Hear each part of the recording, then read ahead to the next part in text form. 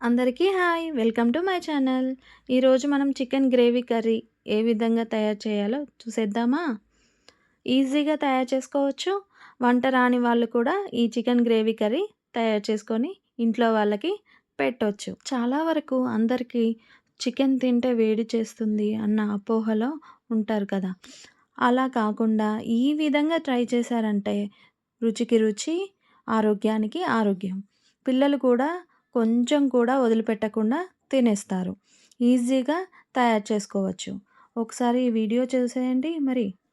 Chicken వండేటప్పుడు చికెన్‌లో మసాలాలు ఎక్కువగా వేయకూడదు. ఎంతవరకు కావాలో అంతవరకే వాడాలి. పొడిగా చేసుకున్న మసాలా ఒక హాఫ్ స్పూన్ ఏసుకున్నామంటే సరిపోతుంది. ఎక్కువ మసాలా కూరలో వాడకూడదు. ఆరోగ్యానికి అంత మంచిది కాదు. ఈ చికెన్ గ్రేవీ కర్రీ వైట్ రైస్‌లోకైనా, బిర్యానీలోకైనా చాలా రుచికరంగా ఉంటుంది. ఇక్కడ నేను ఏ విధంగా తయారు చేయాలో దానికి కావాల్సిన ఇంగ్రీడియెంట్స్ అన్నీ కూడా ఒక్కొక్కటి యాడ్ చేస్తూ చూపిస్తున్నాను. అదే విధంగా ట్రై చేయండి. ఇది కేజీ చికెన్ ఇక్కడ తీసుకున్నాను నేను. చికెన్‌ను లో ఫ్లేమ్‌లోనే వండుకోవాలి. 10 మినిట్స్ తర్వాత మీడియం ఫ్లేమ్‌లో పెట్టుకోవచ్చు. మధ్య మధ్యలో కలుపుతా ఉండాలి. ఈ వీడియో మీరు చివరి వరకి చూసారంటే ఒక చిన్న చిట్కా చెప్తాను. దానివల్ల చికెన్ మరింత టేస్ట్‌గా ఉంటుంది. ఇక్కడ నేను కస్తూరి మెంతితో పాటు 2 స్పూన్ల ఆయిల్ కూడా యాడ్ చేశాను. అన్నీ కూడా ముక్కలకి చక్కగా పట్టే విధంగా కలిపి పెట్టేసుకోవాలి. ఒక 5 నిమిషాల తర్వాత ఇందులోకి ఒక కప్పు పెరుగు కూడా నేను కలిపాను. అదే విధంగా అన్నీ కలిసే విధంగా ముక్కలకి మనం ఇలాగా కలిపి పెట్టేసుకోవాలి. ఒక 2 మినిట్స్ తర్వాత ఇందులోకి కొంచెం నిమ్మరసం నేను కలిపాను. ఇప్పుడు మనం చికెన్ గ్రేవీ కర్రీ ఎలా తయారు చేయాలో చూసేద్దాం. కొంచెం ఆయిల్ యాడ్ చేశాక అందులోకి చాలా తక్కువ అంటే తక్కువ గరం మసాలాలు యాడ్ చేసుకున్నాను నేను. అలాగే 2 పచ్చిమిర్చి సన్నగా కట్ చేసుకున్నవి. కొంచెం ఫ్రై అయ్యాక అందులోకి సన్నగా తరిగిన ఉల్లిపాయ ముక్కలు కూడా యాడ్ చేసుకొని ఉల్లిపాయలు అన్నీ కూడా ఎక్కువగా ఫ్రై కావాలి.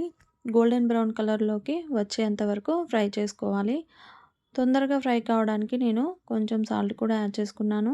ఎంత ఉల్లిపాయ ముక్కలు ఎక్కువ వాడుకుంటామో గ్రేవీ చిక్కగా వస్తుంది. అందులోకి కొంచెం పుదీనా కూడా యాడ్ చేసుకున్నాను. పుదీనా కొంతవరకు ఉంటే సరిపోతుంది. కొంచెం కొత్తిమీర కూడా యాడ్ చేసుకుంటున్నాను.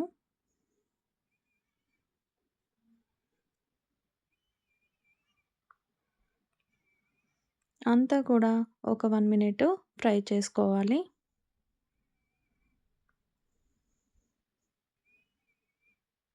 కొంచెం ఫ్రై అయ్యాక మనం అందులోకి అల్లం వెల్లుల్లి పేస్ట్ యాడ్ చేసుకుందాము.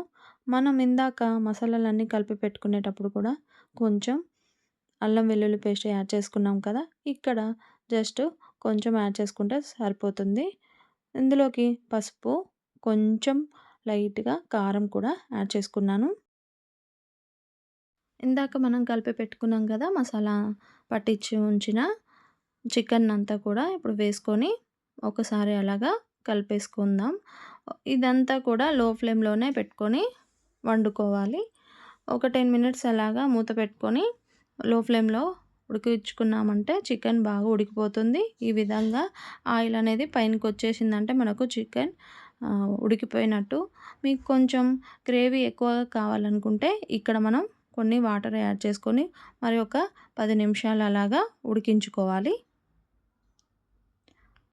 ఇక్కడ చూసారా ఎంత కలర్‌ఫుల్‌గా ఉందో చికెన్ కర్రీ. చాలా టేస్ట్‌గా ఉంటుంది. మీరు కూడా ఇంట్లో ట్రై చేయండి.